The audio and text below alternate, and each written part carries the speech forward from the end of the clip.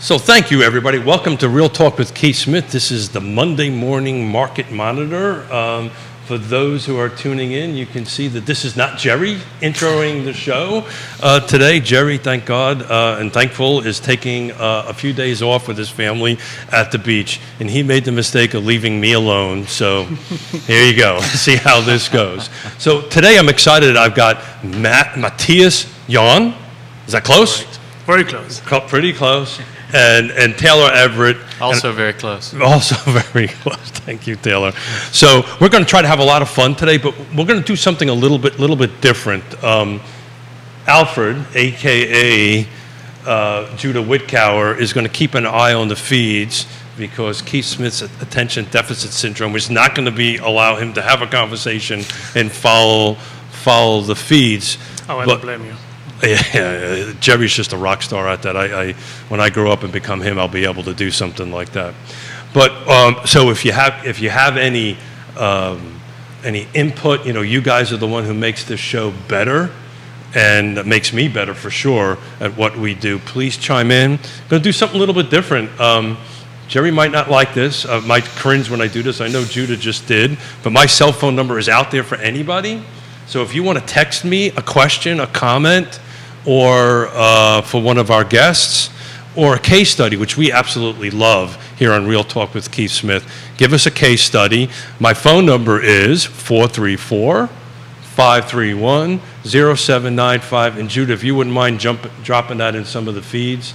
So send me a text, guys. I'm going to have my phone with me. I can do that. I can manage looking at my text and having a conversation. But we're going to kick the show off right now by introducing our two rock stars. I'm going to have Taylor, who's across the table from me, name, what firm you're with, and how long you've been in the business. Sure. My name is Taylor Averitte. I work with Nest Realty, and I'm very quickly coming up on 6 years as a licensed real estate agent. So that puts you in 2017? That would be right. 2017. Yeah. I get the first name right, the rest forget about. Matthias. Yeah, my name is Matthias Yonna. I am with Wiley Real Estate here in Charlottesville, and I just completed my first 2 years in real estate. So you're starting your third year. Yep, exactly. Right now, that's 2 years and a month. I have practiced real estate before in a different country, but here in Virginia, licensed for 2 years. What country was that? In the Caribbean. I sold beach properties in Nicaragua. Nicaragua? Mm-hmm. Really? That was my first real estate experience. Very different to here. Was it a particular island, or it was in the mainland of Nicaragua? No, so the mainland. So yeah. we had a lot of American retirees coming down, looking for beach properties that are still affordable in Central America, depending on where you look. And that's what I did for a year. I was in Nicaragua back in '85. It was different. Very different time, very different political landscape too. It was very different. Mm-hmm. I was doing a very different thing than I am doing now back over there. So to stay on that a little bit, so Yonna and I spent a lot of time in St. Martin. It's the French side of the island. So I did not know that about you. Tell us something I don't know about you. Tell me something I don't know about you. I know you speak French. I know you're working on German. What do I don't know about you by now? In terms of what? I mean, I'm the tallest person in my family. There you go. That's a really random, dumb fact. Random dumb facts work on Real Talk with Keith Smith. So on the intro, we were talking about the unicorn years, right? From when COVID started kicking in, somewhere around the first quarter of 2020. Jerry and I were always predicting a V recovery, which we did. We ended up with a V recovery. But, this term unicorn years is pretty much from that period up until when interest rates started climbing dramatically, right? Doubling from 2.5 or 3 to 5 or 6, which is, depending on who you talk to, is somewhere beginning of 2022. So it's about a year and a half or so to 2 years. Second quarter of last year, right? Yeah, the second quarter of last year is when they really hit the double, but they started creeping up a little bit, and then everybody said, well, it's never going to get higher than 4. Oops, now it's 5, and never going to get higher than 5. It got 6. So from your guys' perspective, and just jump in, what is it like to work in that environment and now have to pivot? Talk about what's going on in your real estate lives and the conversation. So whoever wants to jump in first? Please. If I may, because I think I was in a unique position. The world around me in real estate was talking about crazy listings, a lot of activity, bidding wars, etc. But remember, I started real estate in June of 2021. So I did not really get to see it as much as Taylor or as you did.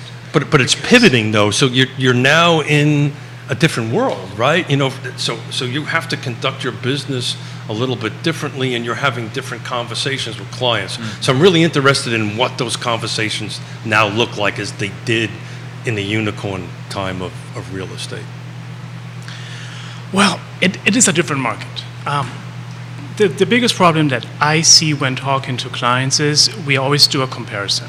This is how it looked 1 year ago, this is how it looked 2 years ago. And it's not necessarily helpful when looking at the present day market and how to engage in that market. I think all of us, we learned our lessons during those unicorn years, and now we are pivoting a little bit. As we are talking to lenders about interest rates, and obviously there are a lot of conversations that our buyers have with lenders. Are the rates coming down? Are they going up again? Will it be stagnant where we are right now? You know, it's an interesting time to look at that. And what I find the most interesting to talk with clients about as they're talking to their lenders is what other options are there. And I think that's something we will talk about more moving forward. Alternative financing. We see an uptick in people purchasing with cash, but not everyone necessarily had that cash to begin with. They just found a way to move assets or to borrow money so that they look as if they have cash when going under contract. It puts them sometimes at an advantage. But at the same time, the majority obviously is working with financing, and this is where I see people becoming more creative. We hear terms like mortgage porting, where you can actually sell your existing home, but if you don't want to give up those interesting rates that you had when you purchased, you can sometimes transfer them to the new home. That is fantastic news in my opinion, because it means that more people might be willing to sell. So we might be seeing a little bit more inventory. And that's just one example of how the landscape is a little bit changing. That's my observation. Can you agree with that, Taylor? I can, yeah. We're not seeing a significantly beneficial uptick for buyers because the supply is still just too low.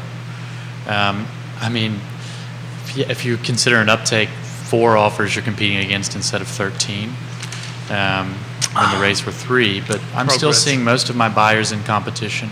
Most of them are having to write favorable terms for sellers still.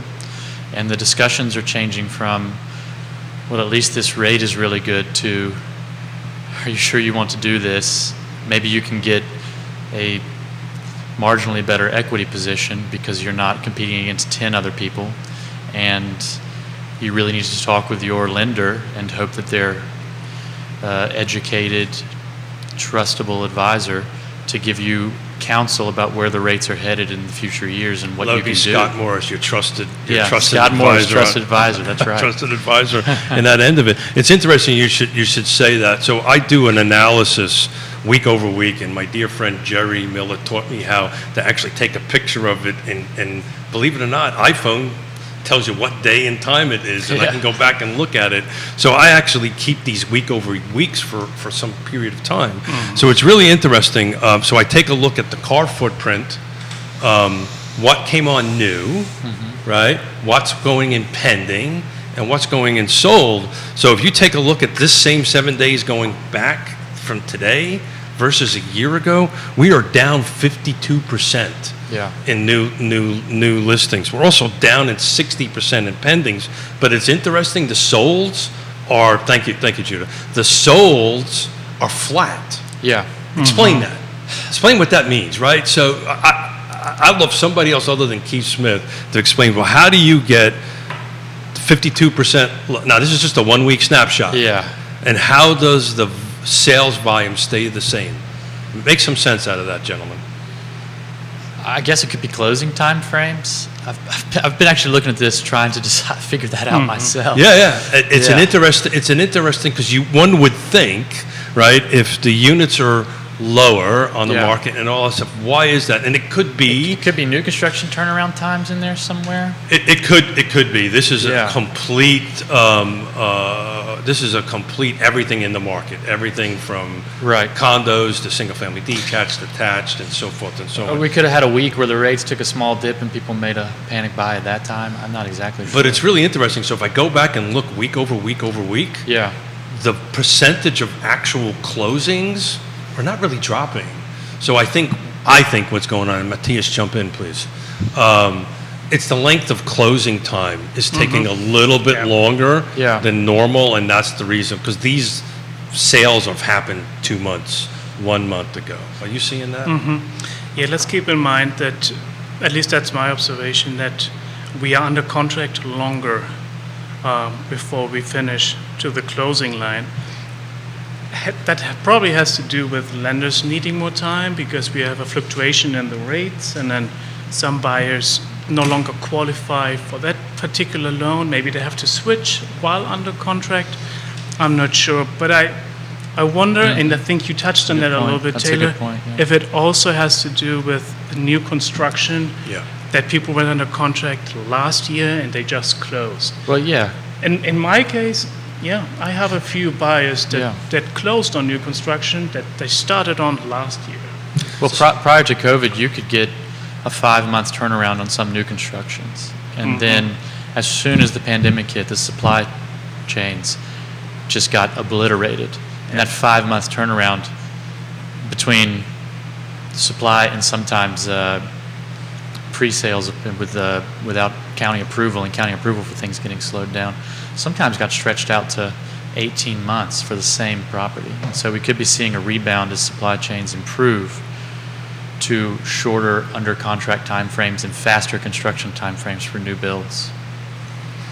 Well, But builders that's are not. completely speculation. So but it's really not that speculation because we deal with sellers every day. Yeah. And I can tell you in our business, particularly at a certain price point, right? You know, something above median sales price, right? Buyers are just preferring to go to new construction because I can't find what I want to buy. Now, I happen to think that timeline is pretty limited. I think we're getting to an absorption rate of saturation rate, actually, because there's just simply no new construction coming, new lots and coming on. But are you guys seeing, some of certain price points deciding, well, the heck with this, I'm going to go into new construction? Because you mentioned you have a couple of them, Matthias. Correct. Well, if inventory is limited, you start exploring other options, and I've seen several people entertain new construction as the alternative for them. You know, if you had to summarize what buyers are looking for, one of the main criterions these days that I hear is we want to be close to Charlottesville, but we also want to have 2 acres at least. And we want a modern home, etc. And oftentimes you don't find this ideal home, at least not existing. And so more and more people are actually entertaining the idea of purchasing a tract of land at an affordable price. And Man, build that's themselves. almost as hard to find, Matthias, and to shout out to Jerry. He posted something on Twitter, and you Yeah. can just take a look at. There's just nothing available. That's actually harder to find than it is. That's the difficulty, yeah. To I think there are only 2 lots right now for sale It's in correct, yeah. Albemarle County, and even if you agree with that particular lot, are you willing to pay the price? Because it's still Albemarle County. That's a very expensive proposition. much more than that. Yeah. The price is one thing. Can you find a builder? So I'm a recovering Yeah. developer and builder, right? You know, You're a contractor. I'm a still. recovering developer and builder. I'm on. Sometimes I think I'm on my 10th step, but maybe I'm really only on my first step of my recovery on it. But that, it's funny because on Wednesday we're going to have a roundtable discussion on Fulvena County. I've got Chris Fairchild coming in, Woody Fincham, and Scott Morris, and we're going to talk about, the perspective of bringing more housing to certain jurisdictions and why folks are against it and for it, and have this kind of roundtable discussion about it. But the reality of it is, it's harder than heck to find something. And then all these builders that were in it, AKA me, we just got out. There's no way in God's holy name I'm ever going to get back into that business. It's just because it's a tough business to get into it. There's a few considerations, back to the point about new construction a little bit. For some buyers, the majority of new construction buyers, at least that I deal with, they're not buying a tract of land and building a nice custom home. And there's generally a price minimum that a builder will require, and it's pretty high. It's not a entry-level price point, and in some cases, it's not even an above-average. Let's just call it point. like it is. New construction in Albemarle County, custom new construction. Yeah. It's going to have a minimum it's of a 1 in front of it. Purchase, yeah. At least. So for the majority of folks buying new construction, there's a trade-off. You're going to get a smaller lot on average than you would buying a resale home of the same price if you buy an older resale home. And I'll use my own home as an example. It's a 1960s brick ranch home in the city. It's not a castle. It's less than the majority of new construction, probably. I haven't run the numbers of my own home lately, but I have a third of an acre with a huge fenced-in backyard in the city. Whereas if I were to go buy, I could go buy an $800,000 new construction home and touch my neighbor's house out the side. So if I'm a buyer, I have to weigh the fact that I'm not going to maybe get the pastoral land or even the just normal amount of land that came through. The other side of that is I'm not necessarily in competition the way I would be if I was in a resale home, and I can have more favorable terms. If a house is desirable and it has multiple offers, I'm seeing a lot of buyers waive home inspections. They're putting appraisal gaps. If the home doesn't appraise, they're agreeing to pay the difference in the price, even still in this rate environment. And so if I buy new construction, I can have a home inspection. I can make sure everything is fixed. I can go through for a pre-drywall walkthrough, see behind my walls. I know what I'm getting into. Plus, you get to pick your stuff. You get to pick your stuff, right? I want this color, this. I want this color, that. I want shag carpet, seafoam green toilets. 1970s stuff all over again. There's not a kick out where they say, well, we put you under contract at X, but someone's outbidding you today. We're going to keep your contract. That's correct. So it's a safer proposition. It's a more constrained proposition in some respects, but I think that people have to understand their trade-offs when making those decisions. I can tell you, in our business, for the last 6 to 12 months, we've seen a tremendous amount of uptick in new construction. Actually, commercial is something else in my head. I have to get out of here in a minute. Yeah. But yeah, from new construction, because of this very reason, I can't find what I want at the price point that I want it at. I'd rather pay a little bit more money, get the custom features, or get the benefits or the amenities that I want, and then kind of move on. But starting off in the conversation earlier, guys, so the kitchen table, right? That's where we sit down and we talk to people, right? So what does that conversation look now from your guys' perspective? Because particularly you, Matthias, you just came from, full out 110 miles an hour to maybe not so much. And how do you navigate my concerns at the kitchen table? Because look, at the end of the day, rates are rates, money's money. It's about helping me feel comfortable about moving that decision. making a decision to move forward. So tell me what that looks like from your perspective. And you are talking about the buyer perspective? Buyer, seller, whichever you feel like talking about. You know, when we have this kitchen table conversation, it's not always a very fun conversation because the truth can be hurtful sometimes. And for some people, it means that they have to widen the area they're looking at.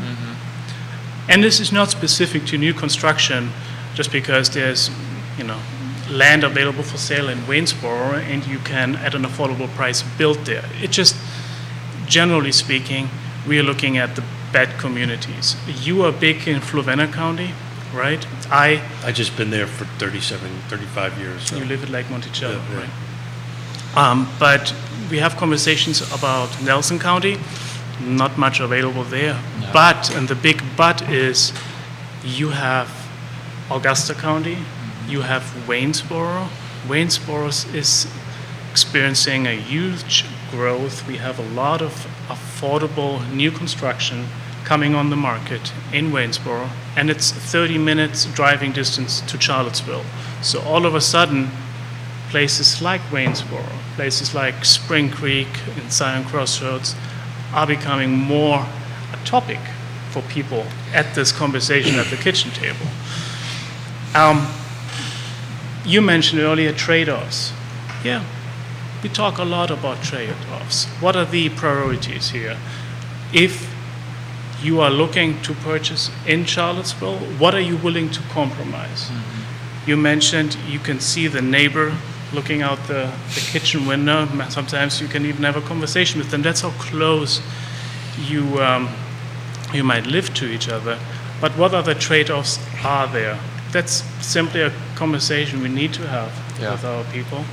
And then another big factor, and we talk about this every day, is appreciation. We see rising home values in Charlottesville. It's becoming a problem for people that would not have had that problem just 4 years ago. And at 7% interest rate. Yeah.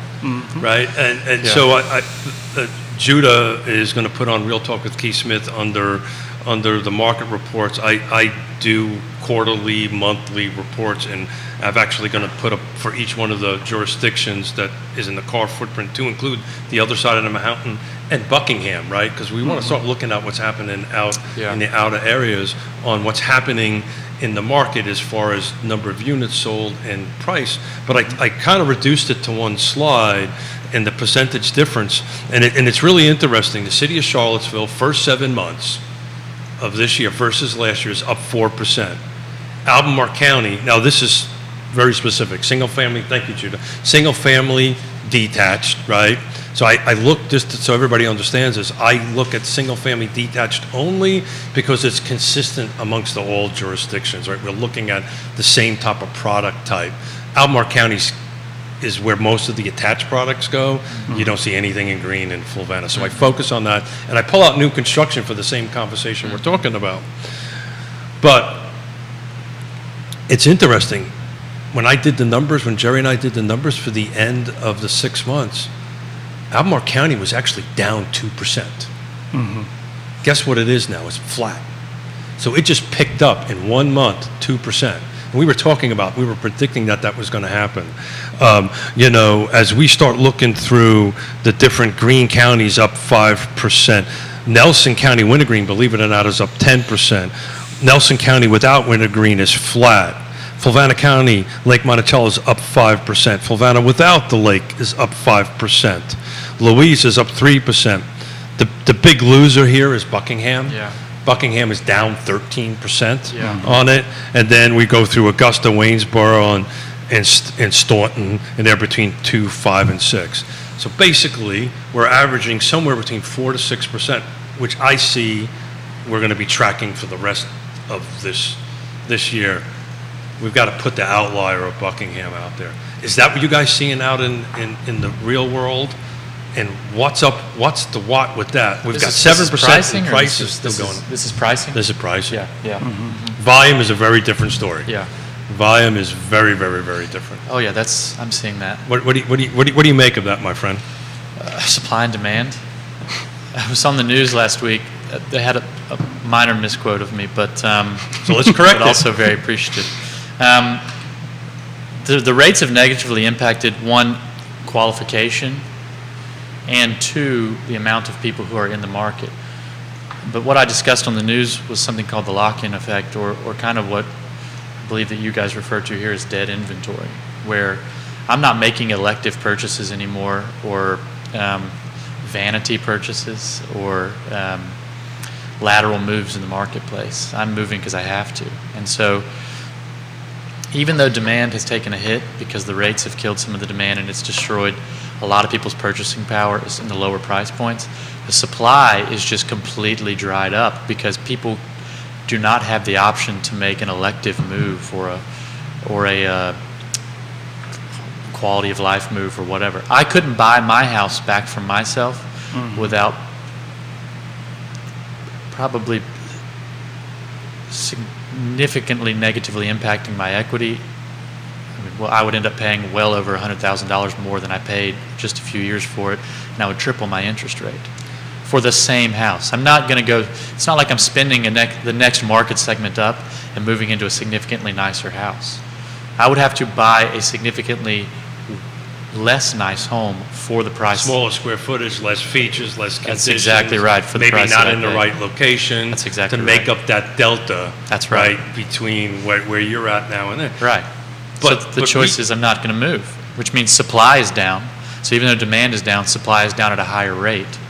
There's also extremely limited supply in the city to begin with, or in the surrounding county. And even though both of those curves have moved down on the axis, they haven't shifted in how they've balanced on the axis. Are they ever going to shift? Huh? Are they ever going to shift? Are we going to get this back into some sort of balance? We'll see increased supply when rates get down to a point where people can reason themselves. I think right now they're high. Everything is just references, right? Once people feel 7 for long enough, 7 becomes a new normal. And then when 7 hits 5, people can reason themselves into 5 in a way they couldn't reason themselves into 5 when the rates were at 3. Agree, 100%. What do you think, Matthias?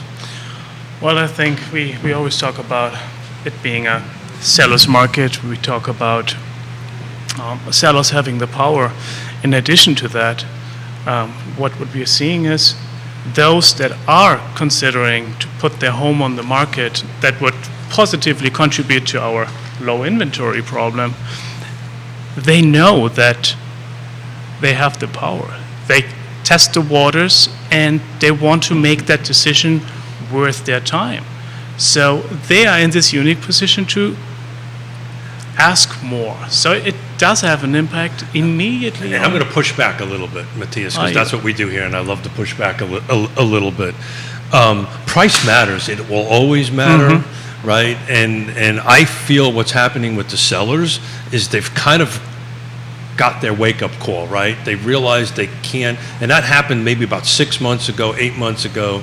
They were like, okay, 6 months ago it was a 20% or 12% or 15% year-over-year increase. I think the fact that we're closer to 4 to 6% increase year-over-year, sellers are starting to realize that. My experience has been from doing this for 3.5 decades. Buyers react really fast to the marketplace. Sellers react much slower to that. I think the sellers are starting to catch up because price matters. You know, you don't want to put a house, you know what this price of this home needs to be. You don't want to put it on over the market value, right? What does that do? So I agree with you, but I want to make a distinction between urban inventory and compare it to what is happening just 30 or 45 minutes into the country. It's a very different situation. Would you agree? Sellers that we are working with as a firm, and we do a lot of land and farms and so on, they should change their mindset a little bit, but are a little bit slow in realizing how the changes might affect them in their process of selling their property. Very different when you are in Charlottesville. So there I agree with you that it's a changing market. So, and I've said this so many times, I actually say it in my sleep. Real estate's 6 things: location, and each location has micro locations within them. Price always matters. Features, conditions, right? Am I looking for a primary suite on the main level because I'm old, right? Let's face it, that's where I'm at. Condition. I also don't want to install a new heat pump and all that kind of great stuff. Timing is always everything, and something that gets me into a little bit of trouble. Who's on the other side matters. When I'm doing a deal with you guys on the other side, I know you guys are pros, and we're going to work through the issues to get there, because there's always issues. But you're spot on. The micro location matters, because certain parts of Charlottesville do well. Certain parts of Charlottesville may be a little bit slower. You're looking at days on market that some areas are trying, or God forbid, it goes into 20 or 2025. Right. That's one of the changes between now and, let's call it 2 years ago, is that when the rates were 3, you could throw a cardboard box with a potted plant in the front yard on the market and get 10% over the asking price. And if an agent had a heartbeat, they could do a deal. Yeah, that's right. Now what you're seeing is the things worth having are still the things worth having. I use that in liberal terms. The homes that show well and are rare, high, regardless of market conditions, inelastic, those goods are still selling like that. You're starting to see some of the things that in years past, when I first started working in real estate, would sit on the market longer. Those are starting to revert back, not anywhere near the same amount of days on market, but we're seeing slower lifespan or longer lifespans to going under contract on some of those things. So let's talk about what matrix you two guys follow to see where the market's going. I have a very specific matrix that I follow. Yeah. But what do you guys follow to see, okay, the market is going a little bit this way or that way? One particular metrics that you guys follow. Well, when I'm listing houses, I kind of follow the offers, quantity of offers. Okay. And then I use, I've done this long enough to where I just kind of have like a undefinable innate heuristic. I call it just kind of a gut feeling, where you can, if you take experiential data across the years in various micro markets, and then you observe them all accelerate to essentially being a uniform market as just an in-demand real estate market, and then watch them selectively decelerate to revert back to normal, you kind of get a feeling after doing this for so many years of where the market is headed. And also just reading the Holmes reports can give you an idea. Like your data here, synthesized, various people release reports. Some of those can be misleading. If they're statewide, they're not always the most applicable. Yeah, that's the reason I really hone in on the local stats, because that's what really, it's like politics, right? All politics is local. Yeah. All real estate is local, and it's local from street to street. What do you think, Matthias? I agree with Taylor, and I would simply add on that it also makes sense to look at big land purchases and what are developers doing? Where are the builders offering new construction? Because oftentimes it comes hand in hand with a set of amenities. And if you have infrastructure in place, amenities, restaurants, more development will come or is likely to come. And that oftentimes has an impact on the conversation that we have with people. So that's why this conversation on Wednesday is going to be so important, right? This world I know well. And, I hate to be the Debbie Downer here at the table, but I don't see a lot of inventory coming in the foreseeable future from a new construction or a new development thing. And why is that?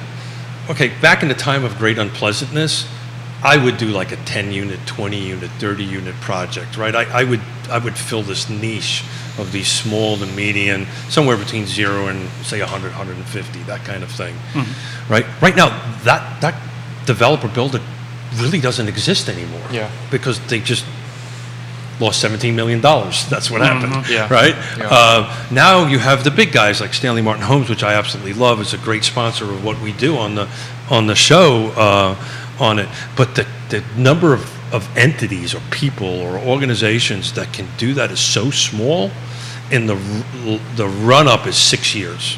You have to have super deep pockets to go ahead. So, gentlemen, I don't see this changing. Yeah. I may be wrong. I hope I'm wrong. I hope somebody proves me wrong. Usually not. I'm usually right about stuff like this. I can never be right about that damn winning lottery ticket numbers, but I'm always right about that. Look, I just looked at Lake Monticello. So days on market is what I follow. I've been following that for 35 years, right? And it's really that's a good metric too. And it's really interesting.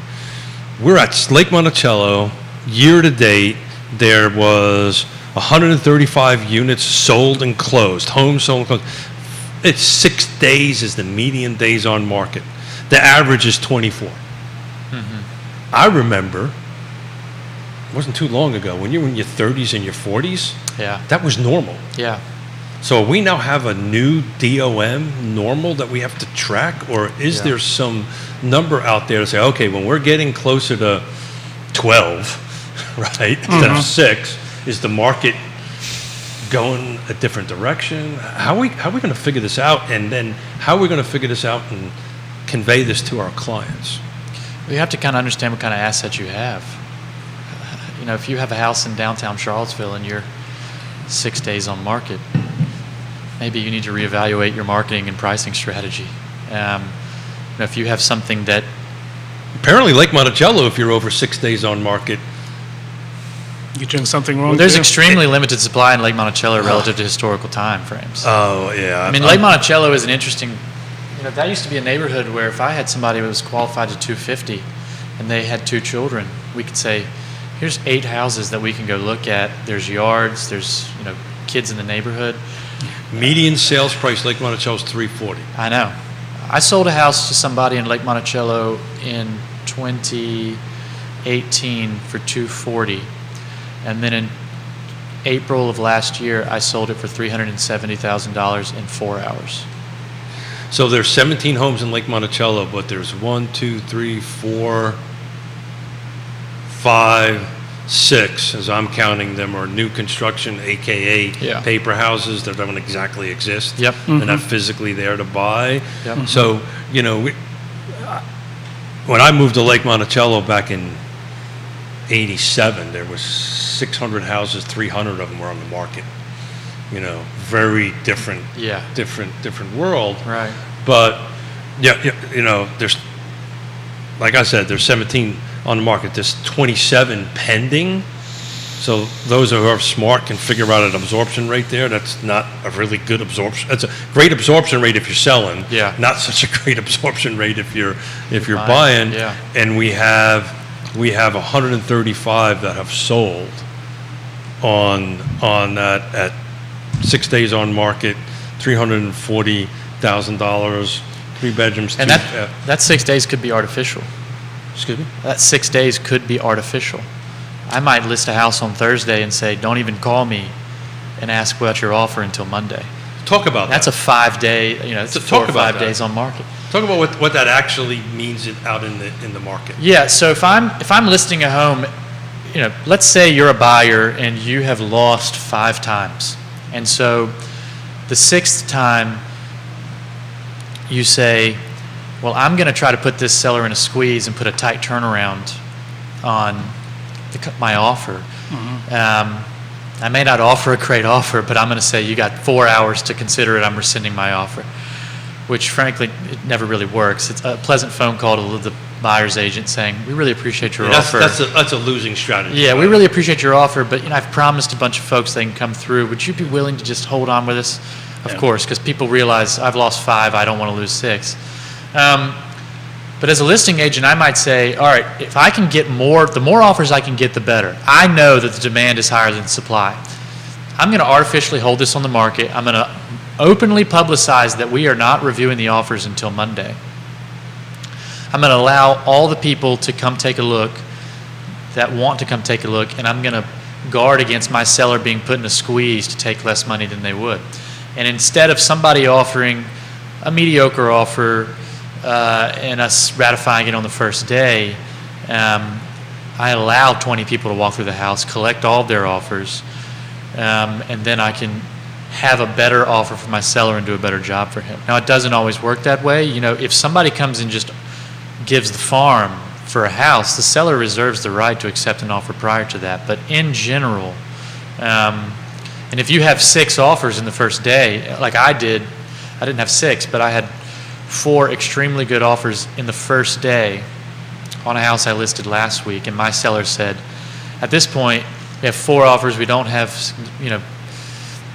a ton more showings lined up. Let's just make it known to everybody that I have 4 offers, and I'm going to accelerate the timeline to tomorrow. So I called every agent and said, I want to let you know that the situation's changing. I changed in the MLS. But the market has been such to where sellers could dictate when they reviewed their offers. When I first got into the business, if you were on the market for 3 days and you got an offer, you might know this is the only offer I've been offered, and it might be $10,000 less than the asking price. So, gentlemen, I would tell you Lake Monticello really only has 4 to 6 homes for sale. Yeah. Because you were speaking, Taylor, I was looking at it. They were the only number of homes that were under the average of 24 to 30 days. And so anything that's sitting over that is really not on the market. Right. Because either the seller isn't willing to negotiate, go down with the price. Right? Therefore it's either overpriced, wrong location, wrong features, wrong condition on that end of it. But those 6 days could realistically be 2 days.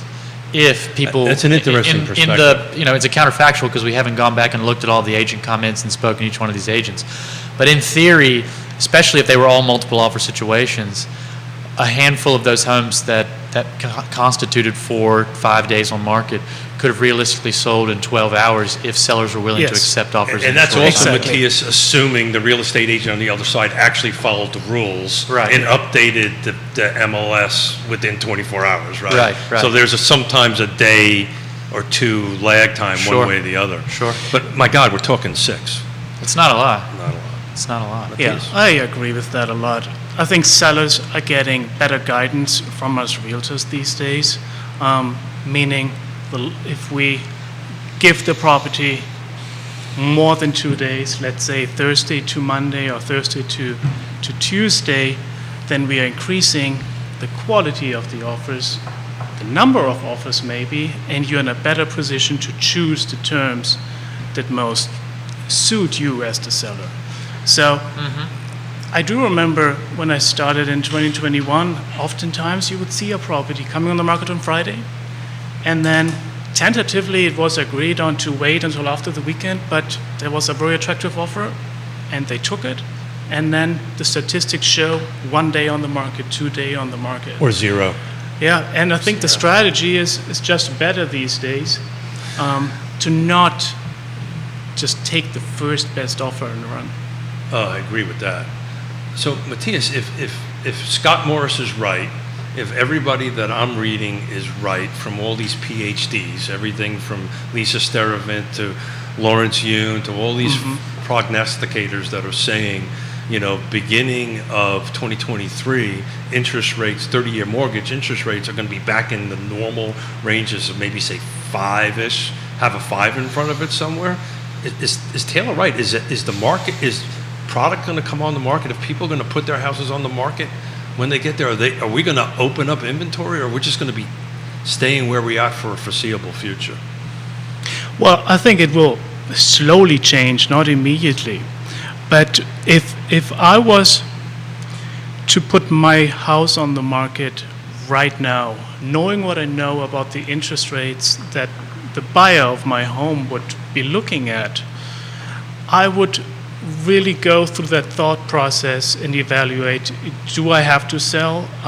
Is it maybe better to stay where I am right now and wait a little bit?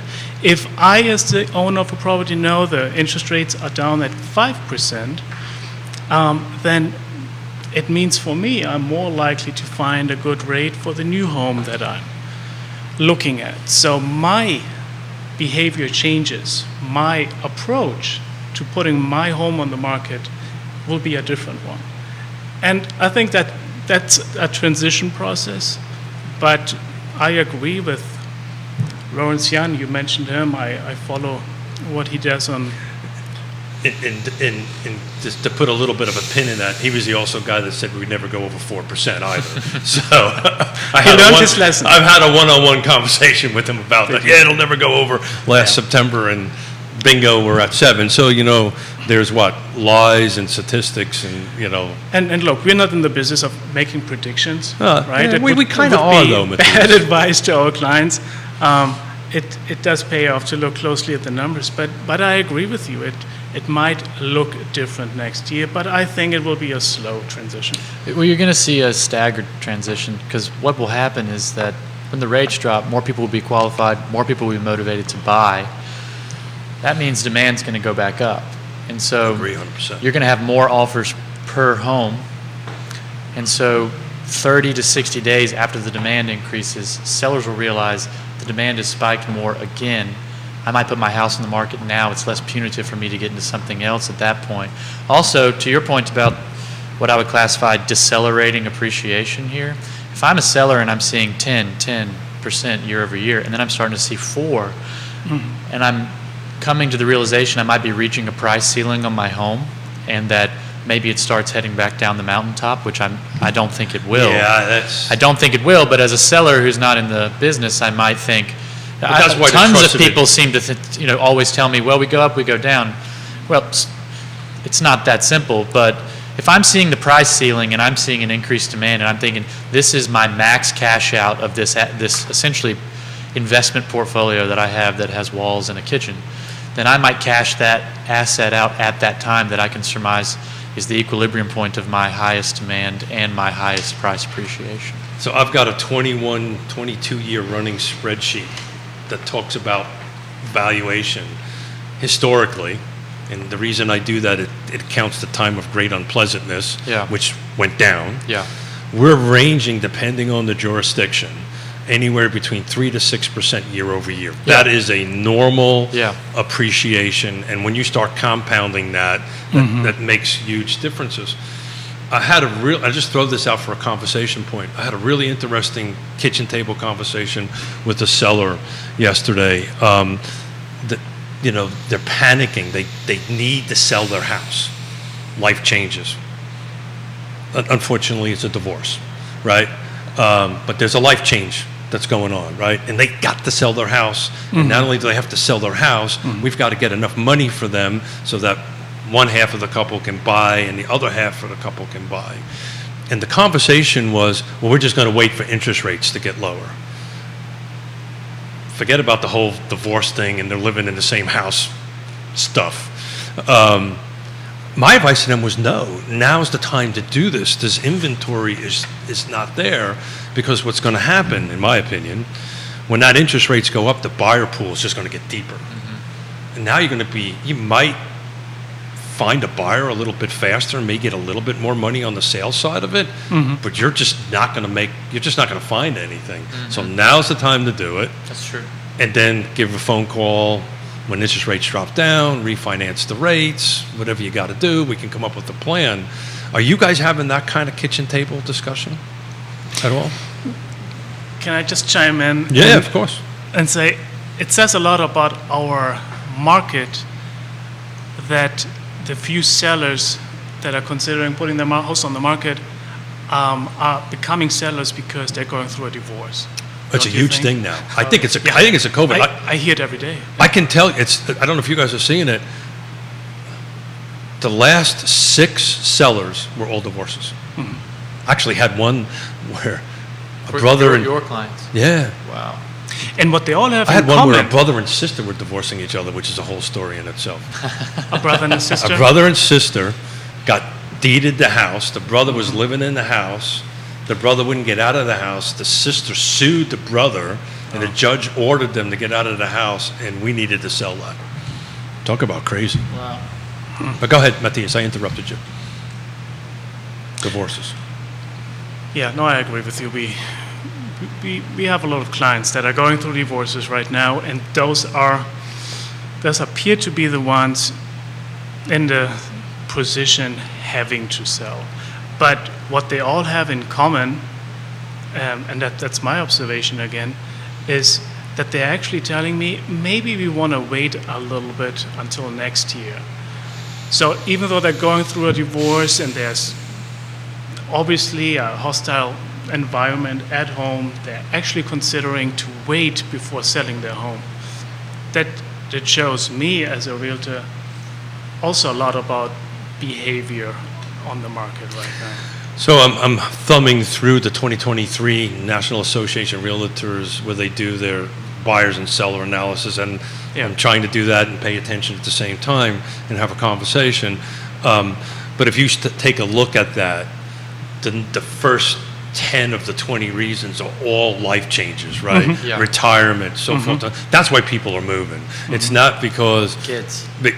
And then what happens, at least what we're experiencing, is that they have to move, and they literally are trapped. Yeah. They thought it was a really great idea for 3%, which was cool at the time, but now, because we're not at 3%, and it's a unicorn, gentlemen, we're never going back there. Yeah. Not in my lifetime, anyway. Maybe in your lifetime, because you're like 18 or something. But in my lifetime, we're never going to go back there. We're going to see the normal, according to Freddie Mac or Fannie Mae, since 1972, the average is like 7%. Yeah. Right. So we're going to be that way. Yeah. Want to jump in? I just agree with you. I There think you my go. dad's Look. original mortgage was like 15%. 18 for me. He 18, kept huh? refinancing for less years and simultaneously reducing his monthly payment because the I- rate kept dropping at such a... We bought at Ridiculous 18, rate. and in the same house refinanced it 3 times. Yeah. Down to about 6. And I think you'll see a good amount of people who have bought in the last 12 months refinancing at some point in the next 18 months. I don't know when that will be, and I'll leave that to Scott Morris with the numbers, but that's the talking point. And that's why it's important to work with people who are knowledgeable and not just snake oil salesmen, because, mortgage people will tell you, don't worry about it, the numbers are good. Knowledgeable mortgage people will say, here's the prognosis, you can make an educated decision. I'll work with you however you want to I'll work take one with you." step further. Yeah. That's the difference between hiring a guy like Scott Morris, who's local, that you can pick up the phone and call, or Yeah. any actual local one, versus an online. Internet broker. So Oh, man. talk about that. Talk about how those things fall apart in a transaction. Because a lot of people, they don't know that. They're buying and going, I got this great interest rate, and Well, it's getting under contract in the first place with an internet broker is a challenge. Talk about that. Well, if I'm selling the house and I'm looking at pre-qualifications from Scott Morris and an internet broker between 2 offers, all things being equal, this is going to be a lot easier with a local professional who is knowledgeable at the market than somebody in a call center who's got so much red tape wrapped around what they're doing that they can't help you, and it takes you forever to get in touch with somebody. Just jump in on this, either one of you guys. I had a real estate agent. I was on the listing side. I had a real estate agent on the buying side. We literally had that. We had multiple offers, right? Believe it or not, one of them was a local one, and everything else was an internet. Prices were about the same, terms were about the same, and that's the one we chose. The other agents got very upset with me because the rationale of my client making that decision based on our advice was, hey, we want to use a local real estate, a local lender. So if we have a problem, because you always will have a problem, there's always is a problem, that we have somebody to pick and call Yeah. on that. Do you guys bump The into? appraiser lists for internet realtors are all over the place. Out-of-market appraisers, people from Spotsylvania coming to appraise houses in Charlottesville, and that creates a massive problem when trying to reach value. I've had appraisers from out-of-market, do what should have been, frankly, it was criminal because they cost my clients $40,000 of liquidity, and I reappraised the house myself and did a better job than that appraiser, just pulling comps and sending them. But it was criminal what happened. Appraisers very rarely, once in a blue moon, will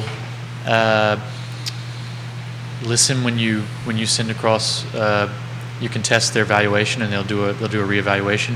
Mostly, they think that it really undermines their professionalism if they reevaluate anything. You questioning them. And you question them. So if you get an out-of-market appraiser on a in-demand house that you've had to make a competitive offer on, and that you've not overpaid for because 3 other people offered $1,000 less than you, so the market has deemed the value there, you could have a real issue that could cause you to lose the home if you're not liquid, or to get in a pretty negative equity position on paper and lose a lot of your equity. So you're representing the buyer or the seller in that transaction? The buyer on all of them. Really? Yeah. I'm gonna let Matthias jump in, but I'm gonna give you a little coaching moment, mentoring moment on possible solutions. Oh, I've learned a few lessons on the way, but yeah.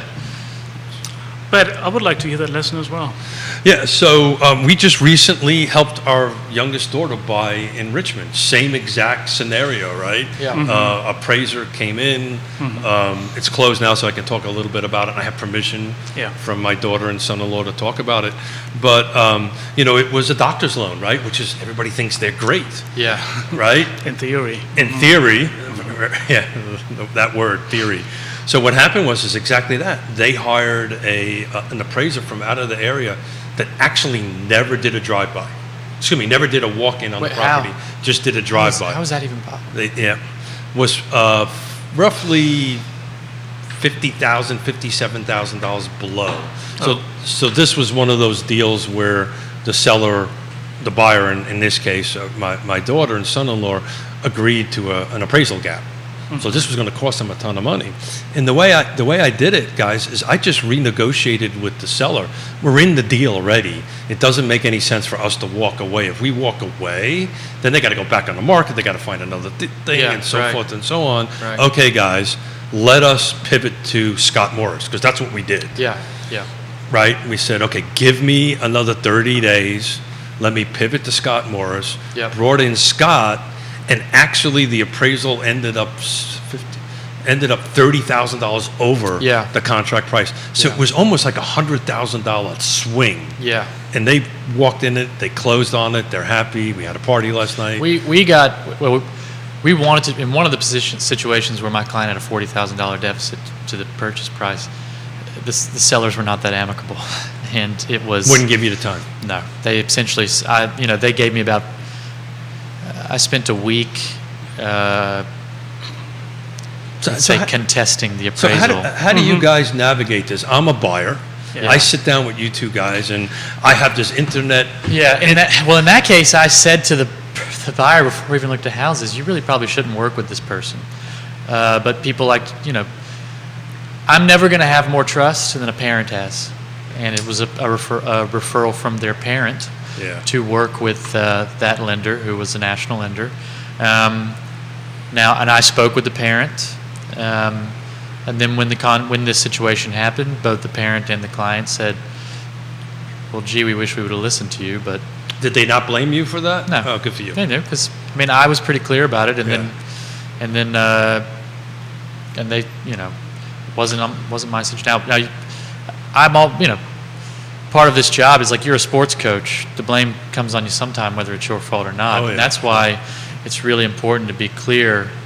Part of those kitchen table conversations are hard truths. Mm-hmm. I'm not a cheerleader or a yes man. I'm a realist, and part of what you're paying me for is to help you better understand the market, both the positives and the difficult, hard truths about it. Yeah, an honest assessment of your situation. Go ahead.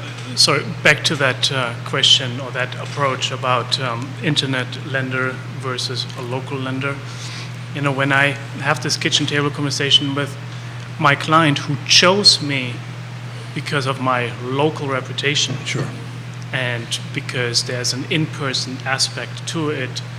He chose me over Zillow, for example, which is the internet equivalent to the online lender. Obviously, we're going to have a conversation about the value that we see in working with a local lender as well, who knows the areas, who knows exactly which loan applies to which micro location that you spoke about. It is important. Oftentimes, those internet lenders don't make those distinctions, and they just suggest a loan that might not end up being the best solution. But it's more simpler than that. You don't even know who the heck you're talking to from one. Well, you don't talk to the same person 2 times. That's exactly right.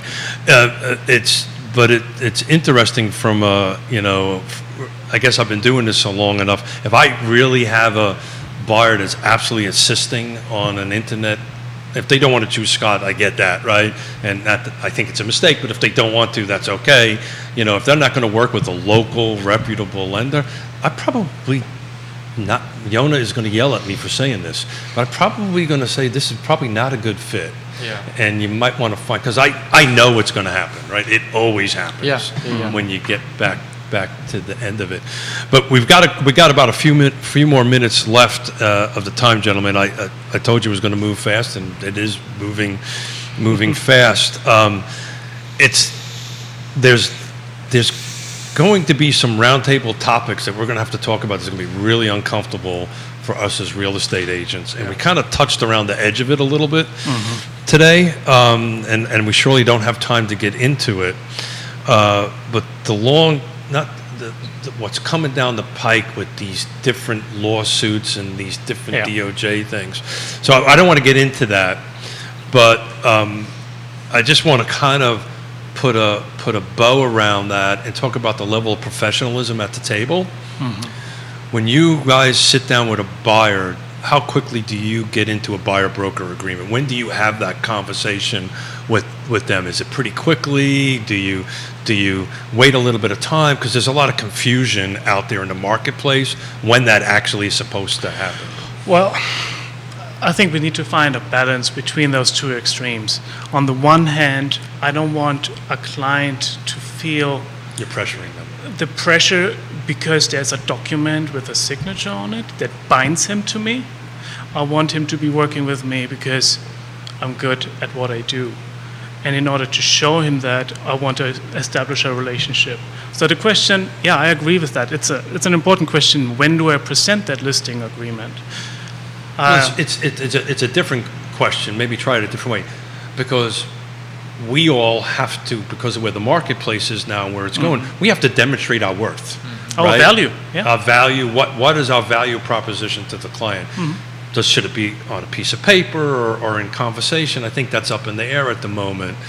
But I mean, I think I know you two gentlemen well enough to say this. You have that conversation, not at the first two words out of your mouth, but at some point you have to have that conversation about how do you demonstrate your value and what you bring to the table, particularly on the buyer side. Does that make sense, that question? Yeah.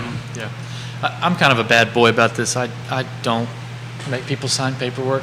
Okay. And I'm going to have to amend that practice as things change, like you were discussing. Yeah, I think it's coming down the road. We have discussions on value and things like that, but I mean, frankly, in my first conversation, I tell people, if you're dissatisfied with my performance, fire me. Yeah, absolutely. I'm not going to lock you. And I get a lot of, I had one client this year call me. They looked at my website and they said, I think we want to work with this guy. And they said, we had something signed with somebody, but we didn't like them and we don't want to be working with them. And I said, well, you need to terminate your situation with them. But because I technically can't talk to you now since you disclosed this. Part of their frustration with that person was that they just shoved a piece of paper in front of them without a value proposition. And so, part of my value proposition is, hey, I'm confident in my abilities. I'm more than happy for you to speak with past clients and interview them too. Now, there definitely is paperwork signed. There legally is required to be, but part of it is. So I think not the signing path across the here, table. just to kind of, because we're about ready to wrap up here, Yeah. to put the path here is, the way we do it, the way I do it, is this conversation we have. I'm trying to help a client. We're trying to get information to help a client one way or the other. We have that. But the moment you say, let's go look at a house, that changes everything. That's when we need to make sure that there's a clear delineation, even if it's just for one house, right, Matthias? Even if it's not forever, but before we walk into that house, or before we go do that, we need to set our relationship. And that paperwork allows you to specify one single address as the representation. Exactly. And so for anybody listening out there who is resistant to sign that paperwork, if you're looking at, if an agent slides a piece of paper across the table to you and it's open-ended, so if it says TBD on the representation don't agreement, sign that. Don't sign it and say, I want to look at, you put this address of the house we are looking at, I'll evaluate your performance and as we go through the house. And then Bravo. if things seem to be working out, then we can talk about a longer agreement than that. Yeah, that's absolutely the best way to do it. You build your trust and so Yeah. forth. You build your trust in the beginning. Okay, what do I need to do? Let's face it, the relationship's two-sided, right? Yeah. Mhm. Right? I'm requiring on the trust of the client too. I need them to be on board. It's a little, when I was building custom homes, I used to tell the clients this, and it's a little bit back to the divorce thing is we're going to enter into a 6-month marriage. We Yeah. did like 30, 40 units a year. We're going to enter into a little mini marriage, and then when we're done and I hand you the keys and you hand me the check, we're going to kind of get a friendly divorce because now I got to help somebody else, or these other folks. And it's funny, particularly retirees with funny accents like mine. You've got a great accent. Mine's funny. A funny accent like mine. They were like, "Well, hold it. I thought we were best friends for life." But no. I gotta move on. But yeah. So this whole conversation, and this is, we're probably 1 to 2 years down the road. Yeah. But it's coming. It is, yeah. And we need to, as an industry, kind of get in front of it and take a look at it. Yeah. Well, it's 11:25. Okay. So I'm going to kind of let you guys do a quick round table, wrap it up. Taylor, I'm going to start with you. Thank you for coming. Thank you for doing this. Thank you for sitting in Jerry's seat. You are much better looking than he is, by the way. Jerry, don't listen to him. You're a beautiful man. Yeah, beautiful man. Yeah. So anything you would like to wrap up with? If you're having a tough time out there, just stay courageous. Stay on the path. If you're a seller, think critically about what you want to do. It could be a good time. Right now, I think for a buyer, your biggest consideration is, especially if the rates drop, what's your trade-off going to be? Is it going to be a short-run higher rate, or is it going to be a worse equity position? And I can't answer that question. Or you're going to you. have to settle for something that you not quite want because now the pool just got bigger. That's right. Got That's it. right. Got it. At a worse equity position potentially because you had to offer more over Absolutely. asking percentage-wise than right now. I'm telling you, I think if we get back to 5, we're back to what Matthias was talking about earlier. We're doing multiple offers now if it's in the right location, Yeah. right price, right features, right condition. Yeah. I think we're going to go back to, if it's anywhere, we're going to go ahead and do that. Yeah.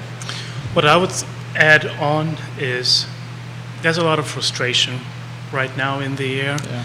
And I encourage everyone to not just base their decision on headlines in the media.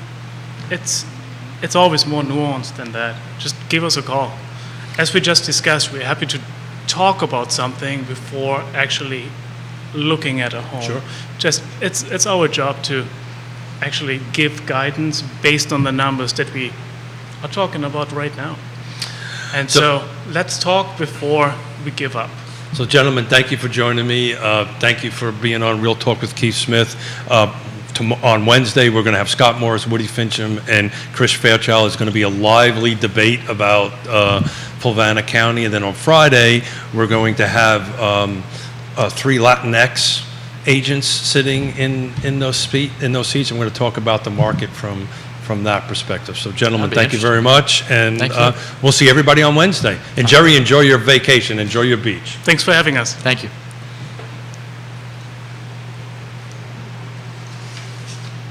Thank you, gentlemen. Thank you. So seriously, thank you for Yeah.